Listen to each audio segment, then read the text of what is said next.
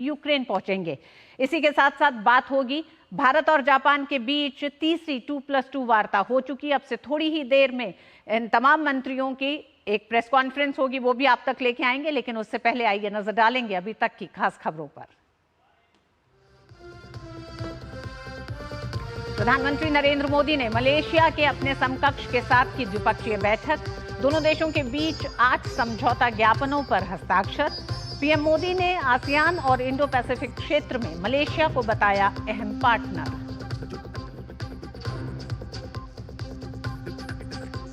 Bharat Japan के बीच तीसरी 2+2 मंत्री स्तरीय वार्ता। विदेश मंत्री एस जयशंकर ने वार्ता को बताया भारत की एक्ट ईस्ट नीति का स्वाभाविक विस्तार। कहा बढ़ती रहेगी दोनों देशों की रणनीतिक साझेदारी। जापान का खुले, मुक्त और नियम आधारित इंडो पैसिफिक पर जोर।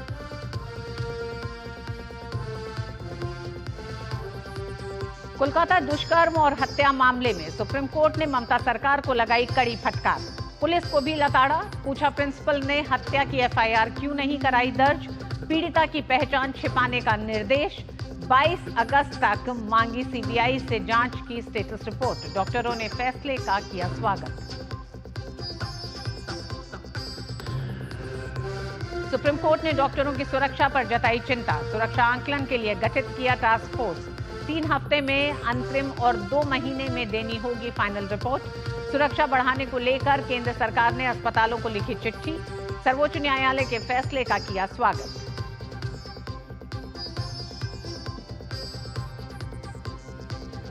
पीएम मोदी ने दखल के बाद सरकार ने लेटरल एंट्री पर फिलहाल लगाई रोक। केंद्रीय मंत्री अश्विनी वैष्णव ने कहा कि सरकार सामाजिक न्याय के लिए प्रतिबद्ध। भाजपा ने लेटरल एंट्री पर कांग्रेस के कारनामों की दिलाई याद।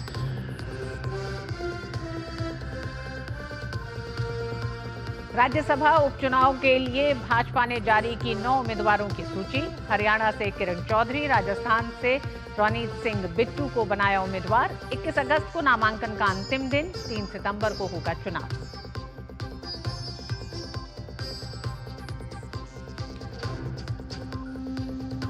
और मंकी पॉक्स को लेकर अलर्ट हुई दिल्ली। एम्स ने मरीजों के इलाज के लिए जारी किए प्रोटोकॉल। 24 घंटे रहेगी निगरानी। सफदरजंग को बनाया गया रेफरल अस्पताल।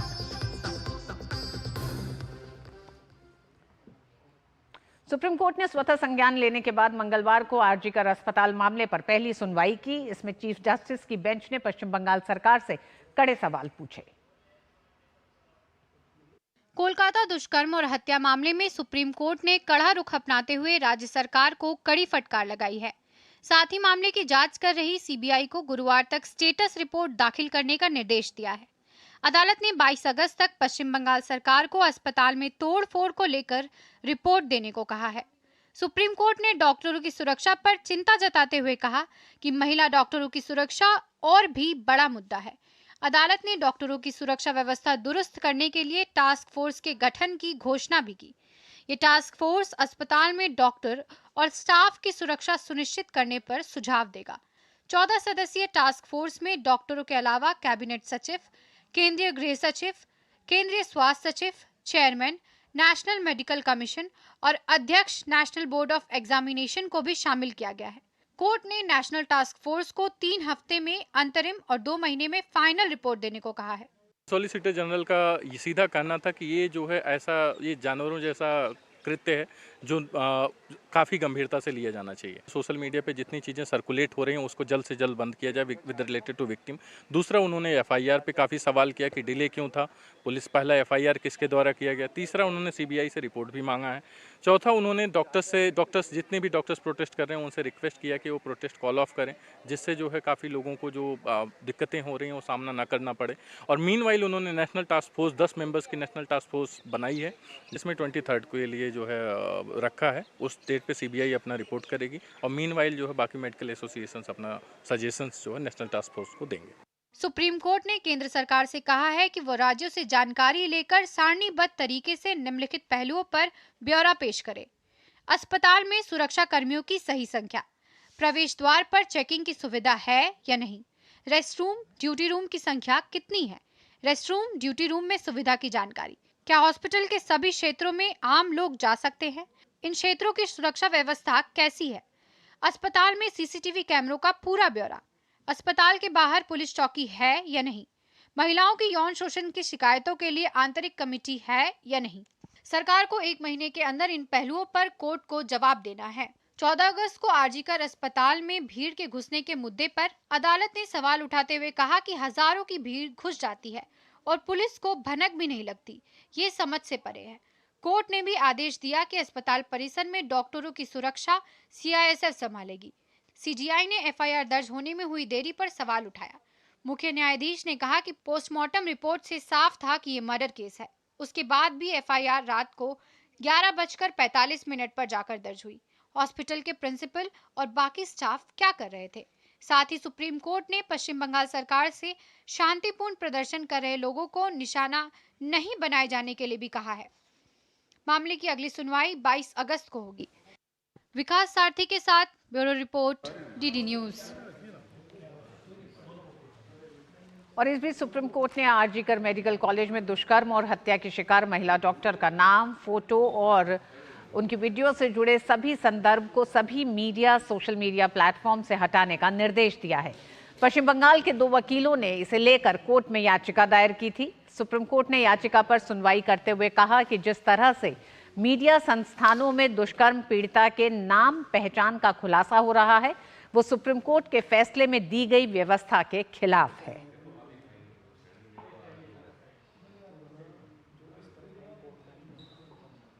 कोलकाता के आरजीकर मेडिकल कॉलेज घटना के बाद डॉक्टरों की सुरक्षा को लेकर स्वास्थ्य विभाग सतर्क हो गया है। केंद्रीय स्वास्थ्य एवं परिवार कल्याण मंत्रालय ने सभी केंद्रीय सरकारी अस्पतालों में सुरक्षा बढ़ाने के लिए केंद्र सरकार के अस्पतालों, संस्थानों, एम्स, आईएनआई के प्रमुखों को पत्र लिखा है।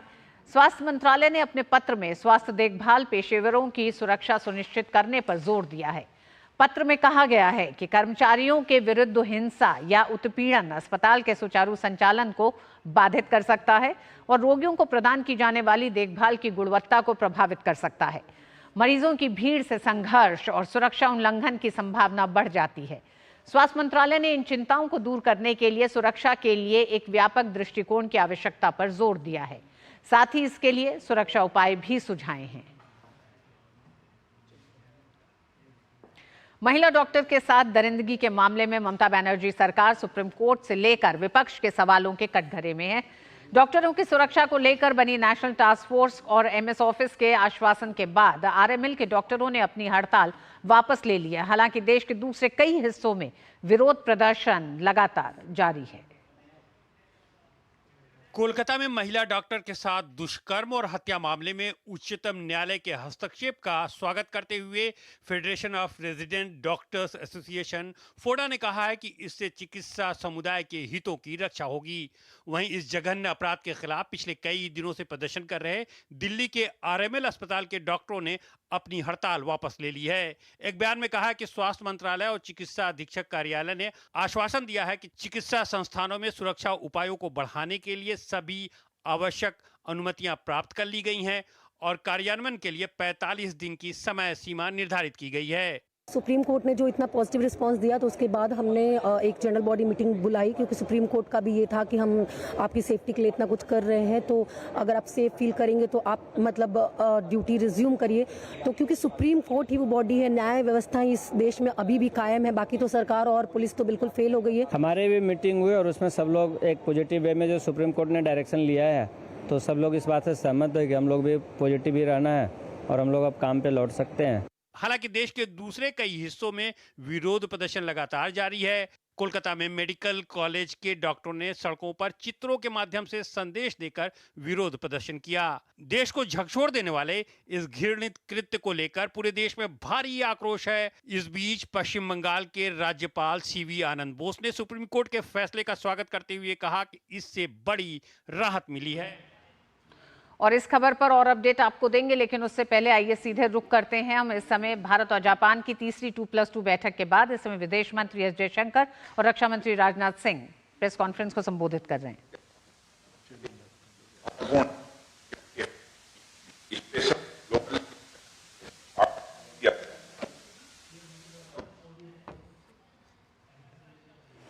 वर्ष पूरे होने का जश्न मना रहे हैं। मैं पिछले दशक में डिफेंस कोऑपरेशन के संबंध में हमारे दोनों देशों द्वारा की गई प्रोग्रेस को देखकर बेहद खुश हूं।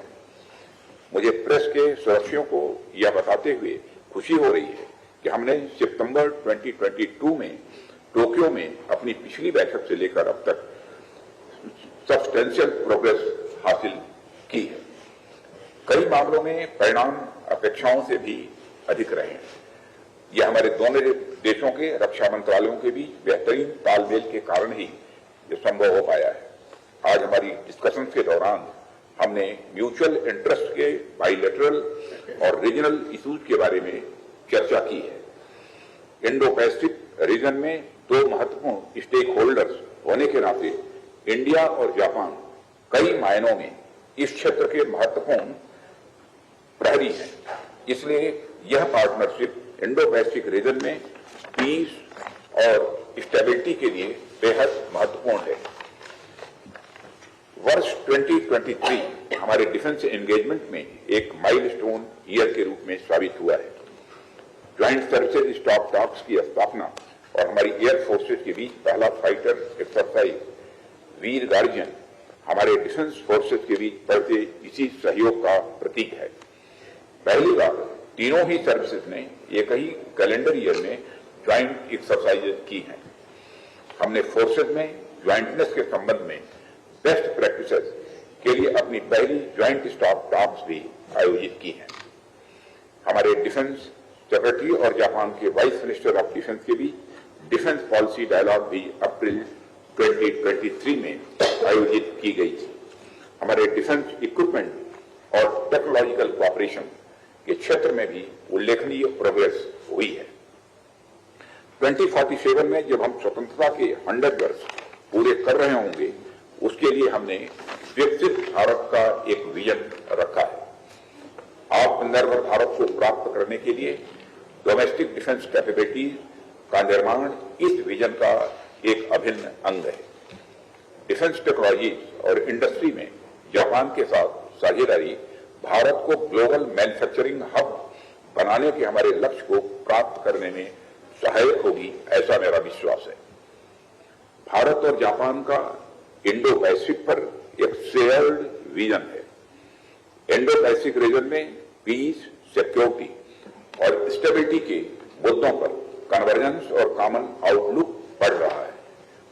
भारत, आसियान और जापान सहित प्लस देशों के बीच कोऑपरेशन को आगे बढ़ाने के लिए ADMM+ का एक सक्रिय सदस्य है। आज की मीटिंग में हमने इस क्षेत्र में स्टेबिलिटी और सिक्योरिटी को बढ़ावा देने तथा मीनिंगफुल आउटकम्स पर पहुंचने के लिए एक दूसरे के एंडेवर्स का समर्थन करने की अपने कमिटमेंट को एक्सप्रेस किया है। मैं एक बार फिर Shri Kihara Minoru, minister of defence, और Sushri Yoko Kamikawa, minister of foreign affairs, को आज की अत्यंत प्रोडक्टिव डिस्कशन के लिए और India Japan special strategic and global partnership को आगे बढ़ाने के प्रति अपना कमिटमेंट व्यक्त करने के लिए विशेष धन्यवाद देता हूं। Thank you very much.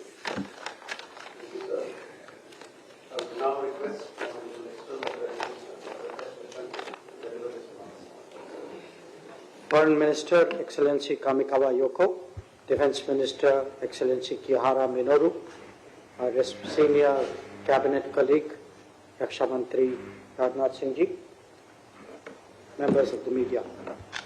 Let me add my words of welcome to Foreign Minister Kamikawa and Defense Minister Kihara, who are here for the third round of the India-Japan 2+2 Foreign and Defense Ministerial meeting. We have just concluded extensive and productive exchange of views on cross-cutting issues pertaining to defense and security. Prior to that, I also met Foreign Minister Kamikawa separately to discuss bilateral, regional and international issues. The regional and global environment around us have evolved considerably since we met last in Tokyo 2 years ago. There is further complexity and volatility in the Indo-Pacific region and the world at large. Our economic landscape is also more complex, making transparency, predictability, and resilience an essential part of our security. The world of technology may present new opportunities, but they have also thrown up new challenges. Our 2+2 dialogue today was an occasion to share assessments and agree on cooperation in this regard. A free, open and rules-based Indo-Pacific is the top priority for both our countries. We explored the possibility of coordinating our respective security and development assistance where our interests converge. We discussed the unfolding new avenues for technology, research and industrial cooperation between us as well. The growth of technology also necessitates human resource cooperation, semiconductors being a very good example. This is crucial for our diversification and de-risking efforts, for our economic and technology security overall, and for sustained economic resilience of the world. We are also considering a dialogue that will seek to give shape to these common objectives. Such trust-based collaboration in emerging technologies, including in the field of defense, will progress best when our approaches to technology sharing evolve. To this end, I requested our Japanese colleagues to look into regulatory bottlenecks that currently exist. India and Japan are resolute in our opposition to terrorism, including cross-border terrorism. We discussed strengthening our capacity building cooperation, including on dealing with challenges emanating in cyberspace and through the misuse of digital technologies. We have underlined our interest in deepening information sharing and cooperation for protection of critical information infrastructure. I appreciate Minister Kamikawa's determined effort to highlight the role of women for peace and security. India is the very first country to operationalize UN Security Council Resolution 1325. I am happy to announce that we will be holding a first ever UN Peacekeeping for Women Officers of the Global South Conference in the first half of 2025. Given Foreign Minister Kamikawa's leadership on this matter, I extended a special invitation to Japan to join this conference. As members of the G4, India and Japan have been in the forefront of the advocacy for reform multilateralism. In the meeting today with Foreign Minister Kamikawa, I took stock of the current efforts on the reform of the UN Security Council and underlined the need for our united effort. This year marks the 10th anniversary of the India-Japan Strategic and Global Partnership. Our relations have matured since then. We agreed today to task our officials with preparing a new framework for security cooperation. I also share our desire for a new vision for our overall partnership that orients our relations in line with our evolving national goals and priorities. Let me express my appreciation for Japan's involvement in the development of the Northeast region of India through the India-Japan Act East Forum. I requested Foreign Minister Kamikawa for a continued support. We also discussed progressing the high-speed railway cooperation. Our strategic partnership needs to be anchored in more robust people-to-people engagement. We discussed expanding the flow of skills and talents as also of students and tourists. Policy changes to enable this are a priority. I am happy to share with you that in order to nurture our growing people-to-people ties, we will open a new consulate in the city of Fukuoka. I requested Foreign Minister Kamikawa for her support to make this consulate operational at an early date. Our meetings today were truly productive and forward-looking. The discussions at the 2+2 meeting have paved the way for a robust agenda of cooperation on cross-cutting defense and foreign policy issues. I thank our two Japanese colleagues and their teams for the positive spirit in which they have approached today's talks. I deeply appreciate their support and commitment and look forward to working with them to build a better future for ourselves and for our shared region. Thank you. Now we turn to the Japanese side. I will request our Foreign Minister of Japan, Her Excellency Yoko Kamikawa, to deliver remarks to the meeting. ありがとうございます。本日、外務大臣就任後、初めてインドを訪問し、木原防衛大臣、ジョイシャンカル外務大臣、および支援国防大臣とともに第3回日印2+2を開催しました。前回2022年の Since the previous 2+2 has become more challenging, requiring us to consider the desirable global governance architecture. Against such backdrop, Japan and India, with ties that date back far into the past and historical record of democracy, are expected to contribute to the peace and stability of the Indo-Pacific and the world as partners co-creating new solutions. At this 2+2 meeting, as the world stands at a historical juncture, the two sides reaffirmed our strong determination to cooperate towards regional peace and prosperity. Also, as we coordinate towards Prime Minister Modi's visit to Japan as part of the annual mutual visit, we had a candid discussion on the specific way forward in security and defense cooperation. I wish to highlight two items as outcome of the 2+2. First, we concurred to deepen our cooperation towards the realization of a free and open Indo-Pacific, FOIP. At today's meeting, we reaffirmed our commitment to object to unilateral attempts to change status quo by force and to uphold and strengthen the free and open international order based on the rule of law. We shared our position on the importance of stressing the basic concept of defending human dignity. We also discussed the importance of cooperation with ASEAN and confirmed that Japan and India shall continue to support ASEAN unity and centrality and attach importance to concrete projects in cooperation with the ASEAN outlook on the Indo-Pacific. Second, we exchanged views on progress made in bilateral security and defense cooperation.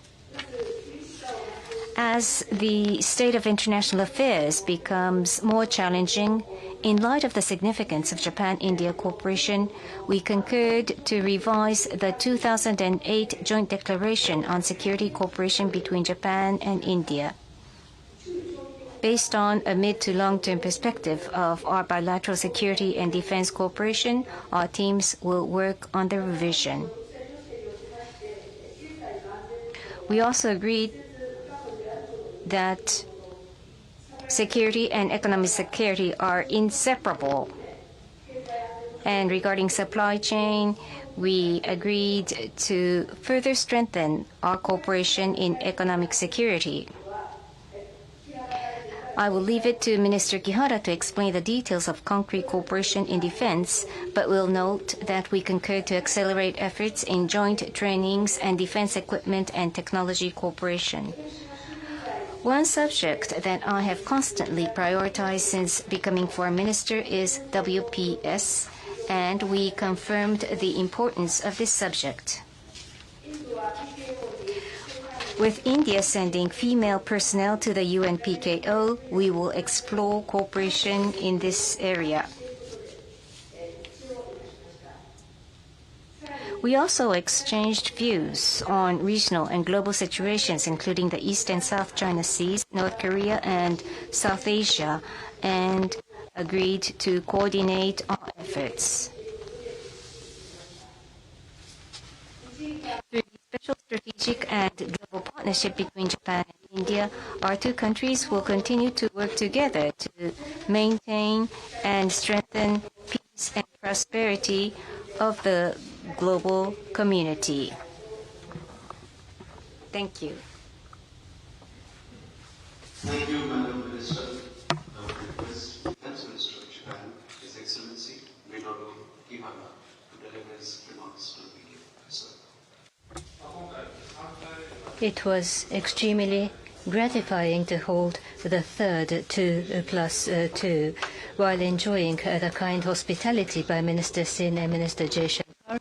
I had a meaningful discussion with both the ministers during the Defense Ministers meeting and then the 2+2. Regarding Japan-India bilateral security and defense cooperation, I welcome the steady accumulation of achievements, and we concurred to further deepen and advance this relation.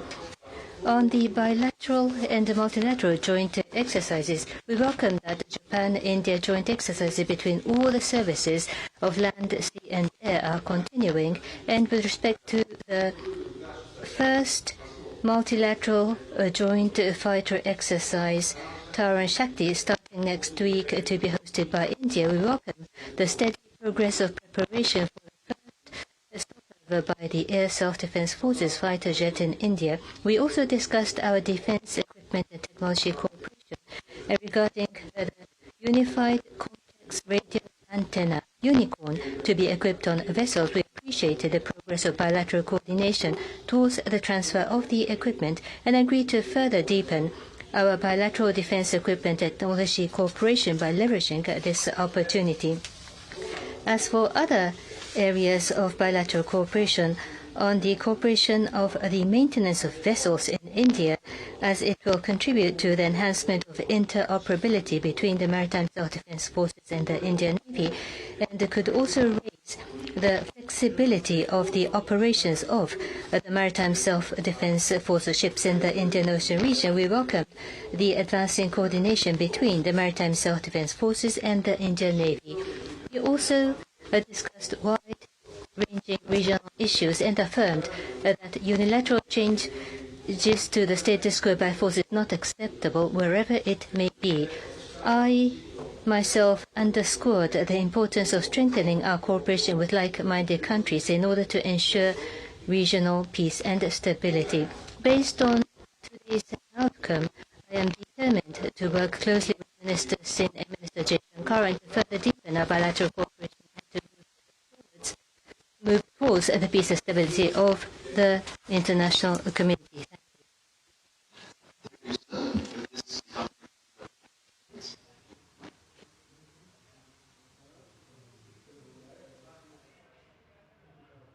तो भारत और Japan के बीच तीसरी 2+2 मंत्री स्तरीय वार्ता के बाद press conference को संबोधित करते हुए रक्षा मंत्री राजनाथ सिंह ने कहा कि इंडो पैसिफिक में दो अहम स्टेक होल्डर्स के नाते भारत और जापान में इस क्षेत्र में शांति और स्थिरता के लिए चर्चाएं की।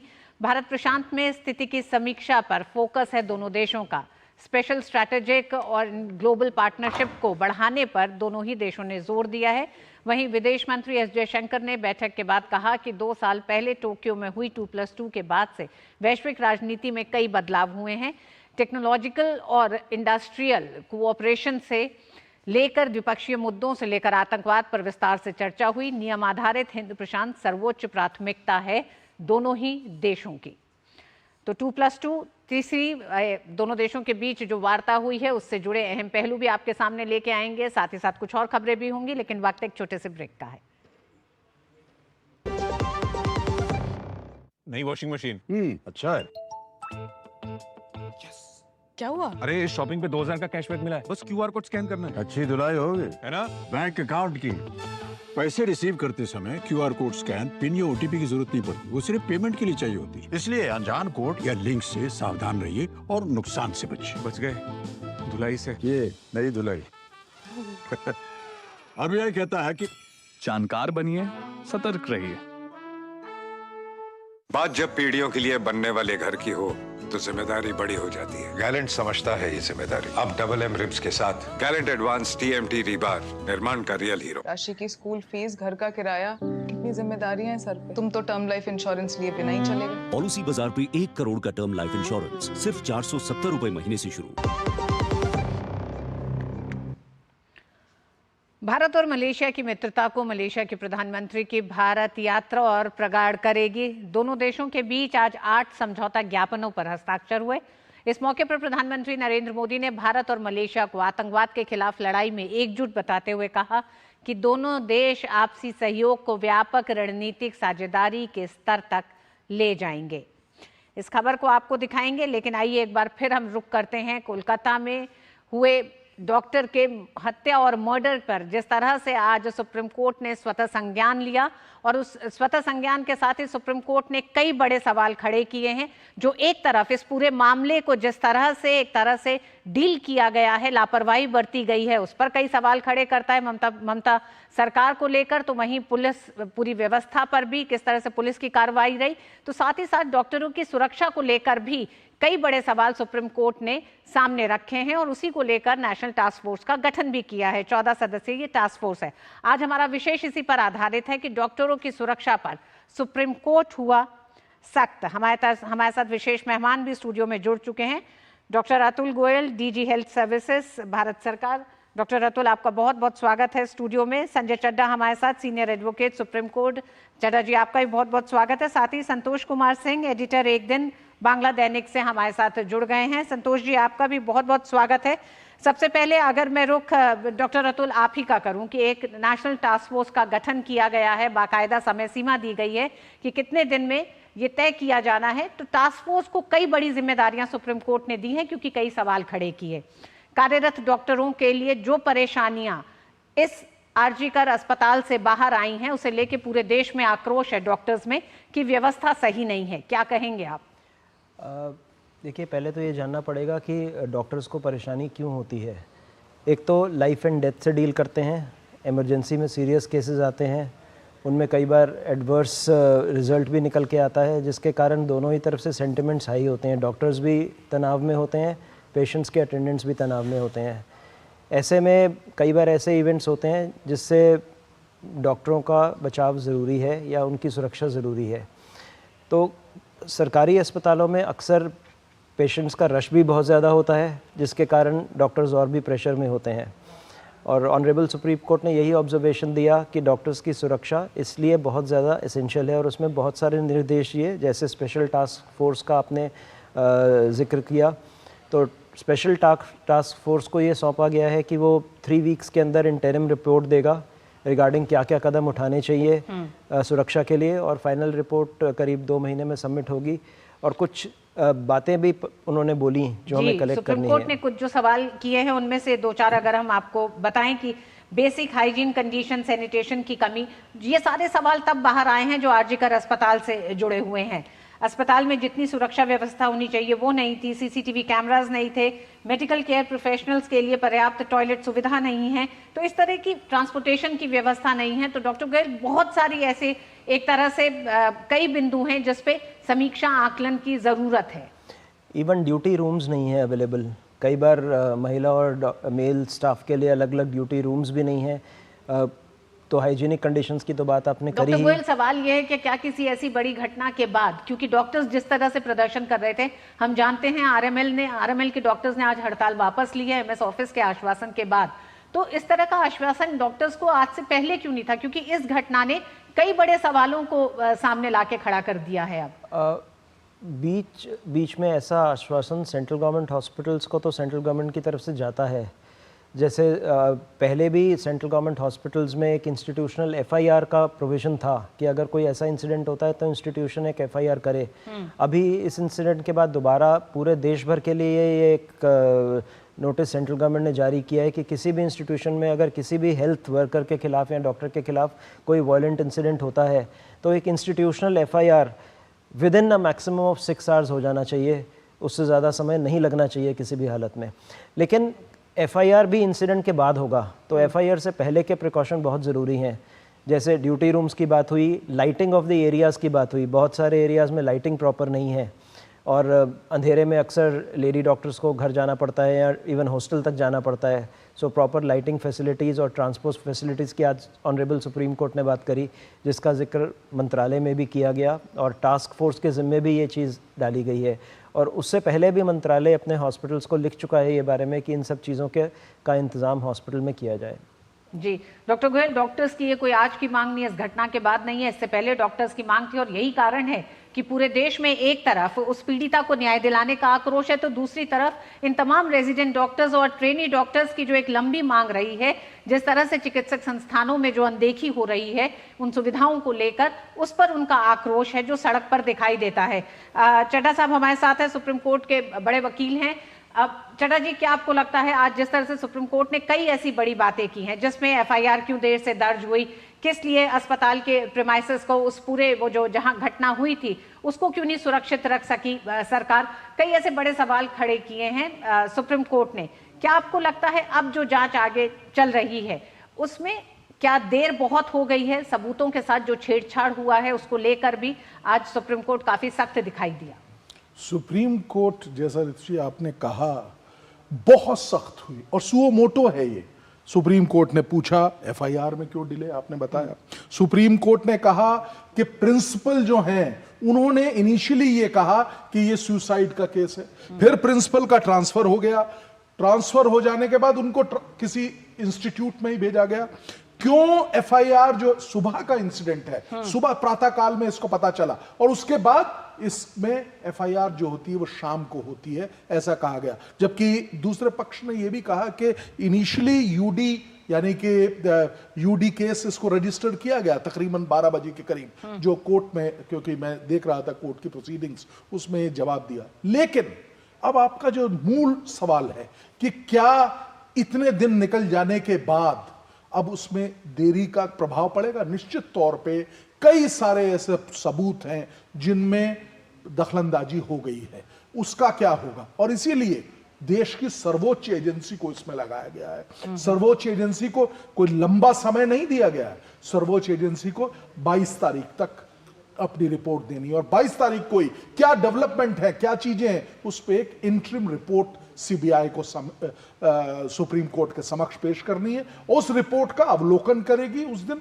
सुप्रीम कोर्ट और उसी दिन उस पर निर्णय लिया जाएगा कि फर्दर कोर्स ऑफ एक्शन क्या है। मैं आपके माध्यम से 2-3 चीजें बताना चाहता हूं। जैसा कि बहुत अच्छा आपने बताया कि नेशनल टास्क फोर्स है, उसका गठन किया गया और वो कोर्ट ने आज ये चीज पे बहुत गंभीरता दिखाई कि ये राष्ट्रीय मुद्दा है, ये कोई एक और ये एक वुमेन के खिलाफ तो जो हुआ है वो तो है ही है। इसके अलावा डॉक्टर्स की सेफ्टी अगर हम लोग नहीं कर पाएंगे, जो कि इंसिडेंसेस रेगुलरली बढ़ते जा रहे हैं, तो ये एक बहुत बड़ा राष्ट्रीय मुद्दा है और बहुत सख्त हुई सरकार सुप्रीम कोर्ट के, इस पे आप क्यों नहीं करते?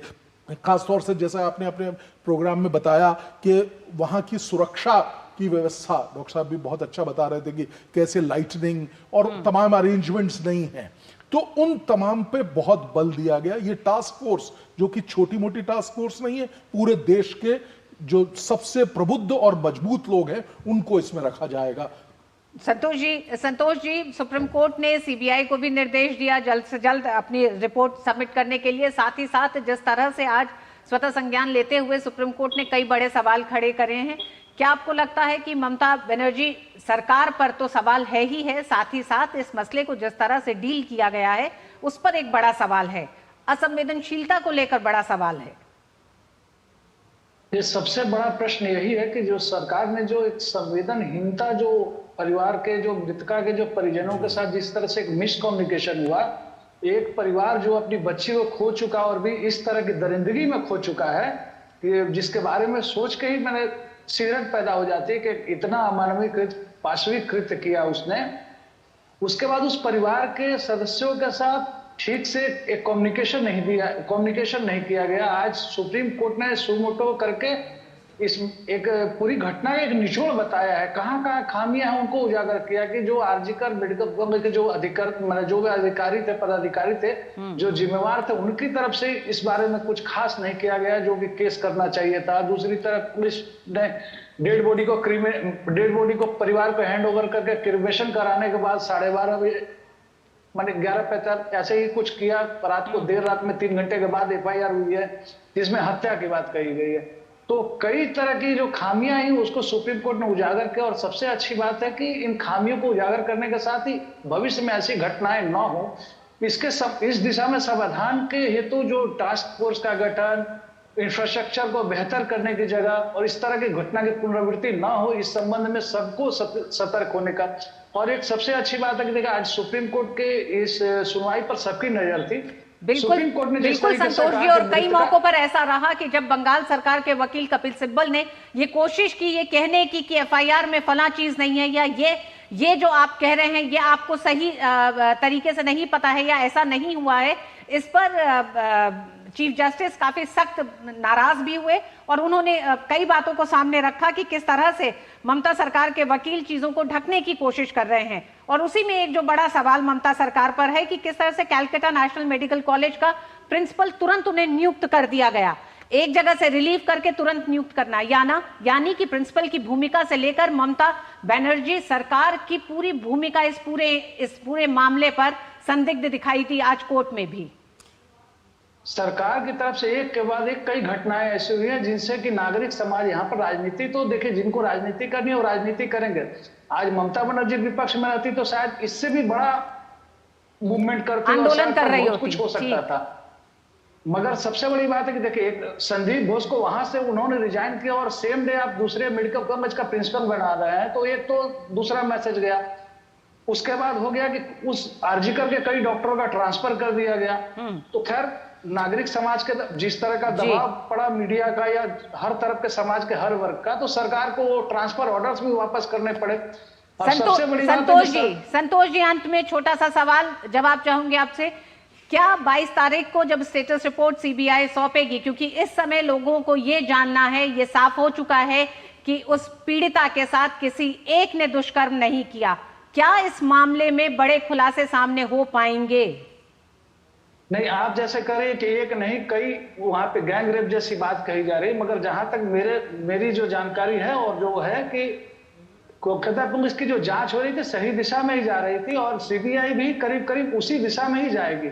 हाँ, रही बात कि वहां पे जो आर्थिक अनियमितताएं हो रही थी, सीबीआई उस दिशा में भी आगे बढ़ सकती, वहां पे बहुत तरह के कुछ भी गड़बड़ियां थी वो पकड़ में आ सकती है। रही बात सबसे कि रात को 14 अगस्त की रात को जो वहां पे अस्पताल में हुड़दंग मचाया गया, तोड़फोड़ मचाया गया, सीबीआई के साथ ही उन्होंने सुप्रीम कोर्ट ने राज्य सरकार से भी रिपोर्ट मांगा है कि उस घटना पर आपने क्या आपकी एक्शन टेकन, रिपोर्ट भी आप हमको जमा करिए कि इतने सारे आदमी घुस के कर रहे हैं और प्रशासन वहां पे उसको भनक तक नहीं थी। प्रशासन माने उसकी भूमिका की बहुत माने चौतरफा निंदा हो रही है। ऐसा नहीं है, कोलकाता पुलिस बहुत ही माने निम्न दर्जे की फोर्स है, बहुत ही अच्छे ऑफिसर है और बहुत माने उनकी जांच भी बहुत अच्छी होती है, मगर क्या है राजनीतिक दबाव की वजह से बहुत सारी चीजों पर उन पर रहा बात कि अस्पतालों में तोड़फोड़ करने के ममता बनर्जी की सरकार ने एक कानून बनाया था, बहुत सख्त कानून, कई बार अस्पतालों में तोड़फोड़ हुई तो डॉक्टर ने स्ट्राइक की तो उनको शांत करने के लिए एक कानून बना, मगर उस कानून का बिल्कुल राजनीतिक दबाव होगा कोलकाता पुलिस पर, लेकिन राजनीतिक दबाव से इतर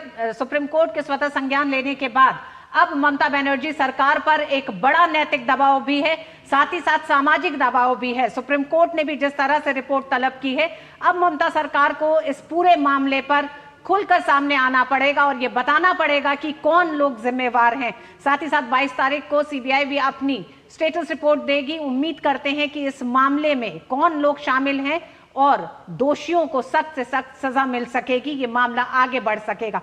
बहुत बहुत धन्यवाद आप तीनों का ही हमारे साथ इस पूरी चर्चा में शामिल होने के लिए। न्यूज नाइट में वक्त एक छोटे से ब्रेक का है, ब्रेक के बाद होंगी कुछ और खबरें, देखते रहिए DT न्यूज। शादी का किचन महके जहां, गोल्डी किचन किंग मसाले हो वहां। गोल्डी लाए हैं फ्रेश लॉक टेक्नोलॉजी जो रखे मसालों को हर समय फ्रेश।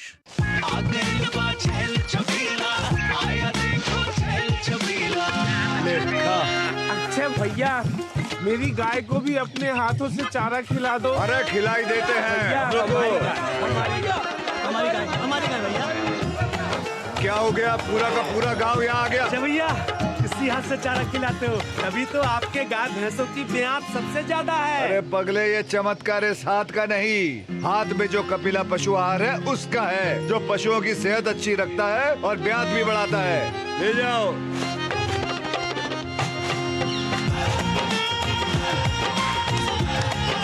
कपिला, देश का नंबर 1 पशु आहार। सुरक्षा की गारंटी हर चीज में जरूरी है, चाहे वो मुश्किल स्टंट हो या अच्छी फसल। इसलिए ले आइए IIL के ट्रैक्टर ब्रांड का शिनबा, जो देता है सुंडी और ट्रिप से सुरक्षा की guarantee. Are you ready for the Space Day celebration on 23rd August? Many activities are taking place all across the country, organizing workshops, seminars, exhibitions, competitions, I think there is always an energy in the young people's mind to support the space program of our nation. Let's all join together to celebrate the first National Space Day on 23rd August 2024.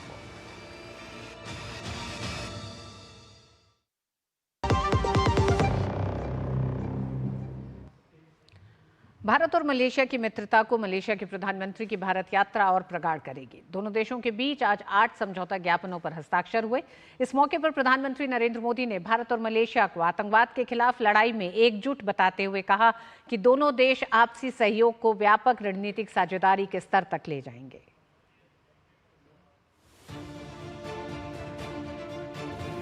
प्रधानमंत्री नरेंद्र मोदी जी, नमस्कार। This is a very important personal visit, and also on behalf of the Malaysian government, because Perdana Menteri Narendra Modi ji is mere dosti.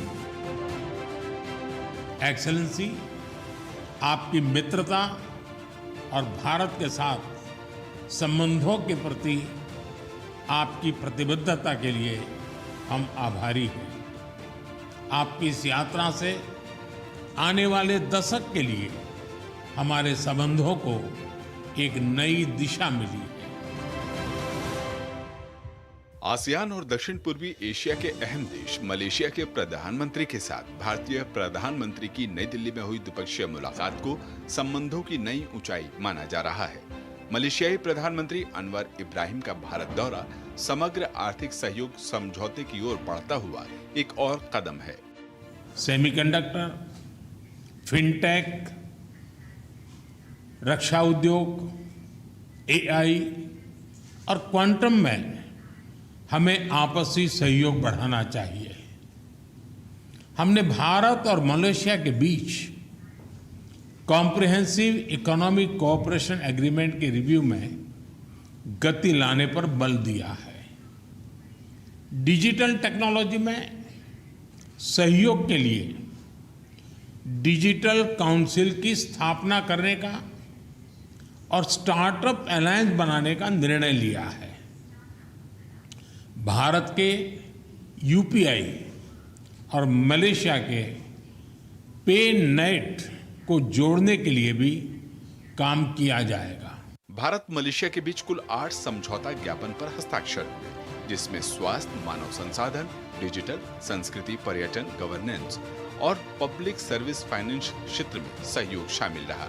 इसके साथ ही 9वें Bharat Malaysia CEO forum की report submit की गई। प्रधानमंत्री मोदी ने ASEAN में एफटीए को समयबद्ध तरीके से लागू करने की भी मंशा जाहिर की। साथ ही इंडो पैसिफिक क्षेत्र में नियम आधारित व्यवस्था बनाने पर जोर दिया।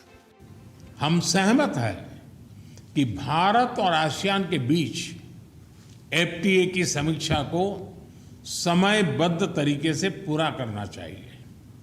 2025 में मलेशिया की सफल आसियान अध्यक्षता के लिए भारत पूरा समर्थन देगा। हम अंतर्राष्ट्रीय कानूनों के अनुरूप फ्रीडम ऑफ नेविगेशन और ओवरफ्लाइट के लिए प्रतिबद्ध है और सभी विवादों के शांतिपूर्वक हल का पक्ष रखते हैं। मलेशियाई प्रधानमंत्री ने भारत के पारंपरिक ज्ञान, विरासत और महान इतिहास की प्रशंसा की। उन्होंने दोनों देशों के बीच समग्र आर्थिक समझौते की दिशा में आगे बढ़ने पर विशेष जोर दिया। We realize under our generation that this must be further strengthened in a multitude of areas, which covers, as the Prime Minister has rightly put, digital investments and trade in construction and modern agriculture, education, research, in all fields, including military collaboration in terms of joint operations to safeguard our borders, and we look forward to that further enhanced relations. बीते 2 साल में Bharat Malaysia के बीच रिश्तों में प्रगाढ़ता आई है। शिक्षा, स्वास्थ्य, तकनीक में सहयोग बढ़ा है। उम्मीद है दोनों ही देश साथ मिलकर आर्थिक प्रगति तो करेंगे ही, साथ ही अतिवाद और आतंकवाद के खिलाफ भी लड़ेंगे। तापस भट्टाचार्य के साथ ब्यूरो रिपोर्ट, डीडी न्यूज। और न्यूज नाइट में वक्त एक छोटे से ब्रेक का। शादी का किचन महके जहां, गोल्डी किचन किंग मसाले हो वहां। गोल्डी लाई है फ्रेश लॉक टेक्नोलॉजी जो रखे मसालों को हर समय फ्रेश। बात जब पीढ़ियों के लिए बनने वाले घर की हो तो जिम्मेदारी बड़ी हो जाती है। गैलेंट समझता है ये जिम्मेदारी। अब डबल एम रिब्स के साथ गैलेंट एडवांस TMT रीबार, निर्माण का real hero. Happy birthday my dear. अरे ये क्या? एप्सिलॉन मेरी नई स्कूटी के लिए। ओए बनो सियानी, नहीं तो पैसों पे फिर जाएगा पानी। मतलब? सुनो, ऑनलाइन लर्निंग ऐप्स को जांच परख कर RBI अधिकृत बैंक NBFC से ही आप लोन लीजिए। और अधिकृत ऐप्स से अनजान लोगों से निजी जानकारी शेयर करना यानी धोखा। दादू बन गई सियानी। गिफ्ट नहीं खोलेंगे? RBI कहता है इनसे सुनिए, जानकार बनिए, सतर्क रहिए। सुरक्षा की गारंटी हर चीज में जरूरी है, चाहे वो मुश्किल स्टंट हो या अच्छी फसल। इसलिए ले आइए IIL के ट्रैक्टर ब्रांड का शिनबा, जो देता है सुंडी और ट्रिप से सुरक्षा की गारंटी। इतनी सी सैलरी में घर की EMI कैसे भरूंगी? काश तुमने जाने से पहले टर्म लाइफ इंश्योरेंस लिया होता। पॉलिसी बाजार पे 1 करोड़ का टर्म लाइफ इंश्योरेंस सिर्फ 470 रुपए महीने से शुरू। भारतीय जनता पार्टी ने आगामी राज्यसभा उपचुनाव के लिए अपने उम्मीदवारों की लिस्ट जारी कर दी है। भाजपा ने कुल 8 राज्यों से 9 उम्मीदवारों की घोषणा की है। भाजपा ने मध्य प्रदेश की राज्यसभा सीट के लिए केंद्रीय मंत्री जॉर्ज कुरियन को उम्मीदवार बनाया है। वहीं कुछ महीने पहले कांग्रेस छोड़कर बीजेपी में शामिल हुई किरण चौधरी को बीजेपी ने हरियाणा से मैदान में उतारा है।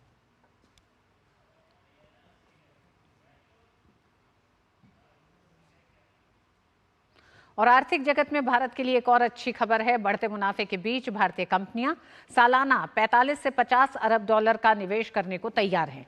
मंगलवार को जारी मूडीज रेटिंग्स की रिपोर्ट के अनुसार भारतीय कंपनियों द्वारा पहले 2 वर्षों में पूंजीगत व्यय के लिए सालाना 45 से 50 बिलियन डॉलर आवंटित किए जाने की उम्मीद है, क्योंकि मजबूत कॉरपोरेट आय के कारण निवेश चक्र में तेजी आ रही है। मूडीज को उम्मीद है कि भारतीय कंपनियां उपभोग वस्तुओं की बढ़ती मांग को पूरा करने के लिए नई क्षमता में निवेश करेंगी, जिसमें उनके पूंजीगत व्यय का बड़ा हिस्सा आंतरिक नकदी प्रवाह के माध्यम से वित्तपोषित होगा।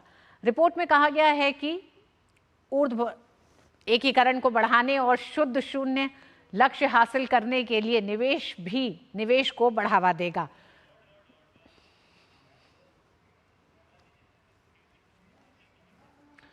और न्यूज नाइट में वक्त एक छोटे से ब्रेक का।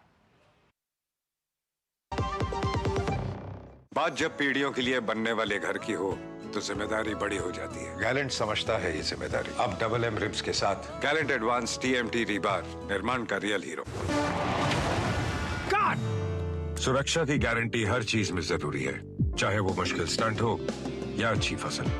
इसलिए ले आइए IIL के ट्रैक्टर ब्रांड का शिनबा, जो देता है सुंडी और ट्रिप से सुरक्षा की गारंटी। वो मिस्टर विकास की फाइल आप पॉलिसी बाजार। मैम, आपका हेल्थ इंश्योरेंस क्लेम अप्रूव हो गया है। अब आप सर को घर ले जा सकती हैं। क्लेम के टाइम पे हमेशा आपकी हेल्प को तैयार। पॉलिसी बाजार, 1 करोड़ का हेल्थ इंश्योरेंस सिर्फ 390 रुपए महीने से शुरू। और न्यूज नाइट में आज बस इतना ही। हमें दीजिए अनुमति और जाते जाते आपको छोड़े जा रहे हैं देश की कुछ अन्य बड़ी खबरों के साथ। देखते रहिए डीडी न्यूज। नमस्कार।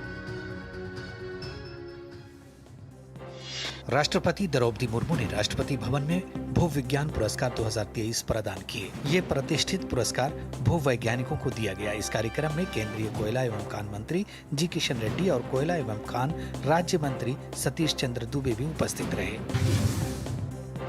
बदलापुर स्कूल में मासूम छात्राओं के साथ यौन शोषण की घटना के विरोध में सैकड़ों लोग सड़कों पर उतर आए हैं। महाराष्ट्र के उप मुख्यमंत्री देवेंद्र फडणवीस ने बदलापुर में हुई घटना की घोर निंदा की। राज्य सरकार ने इस मामले में SIT का गठन किया है। साथ ही ये मामला फास्ट ट्रैक कोर्ट में ले जाने की बात कही है, ताकि पीड़ित बच्चियों को न्याय मिल सके।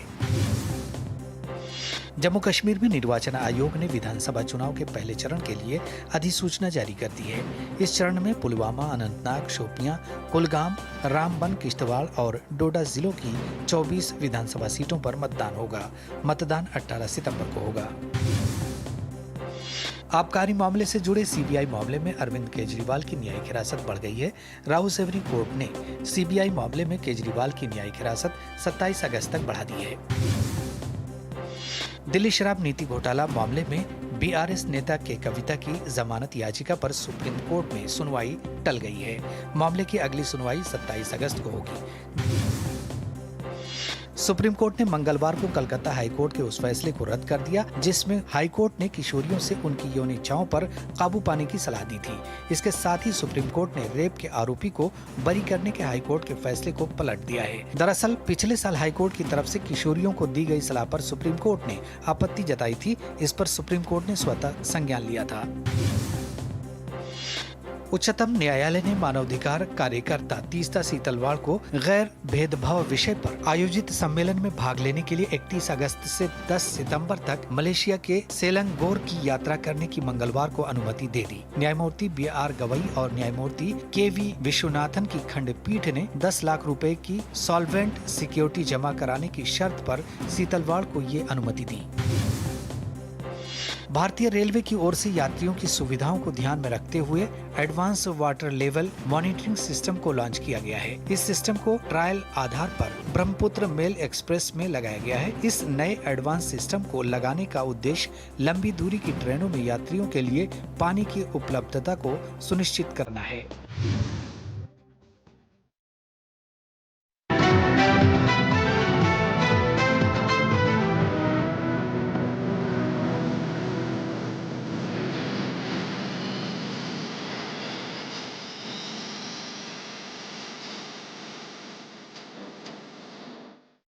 न्यूज नाइट के प्रायोजक थे गैलेंट एडवांस रबर, निर्माण का रियल हीरो।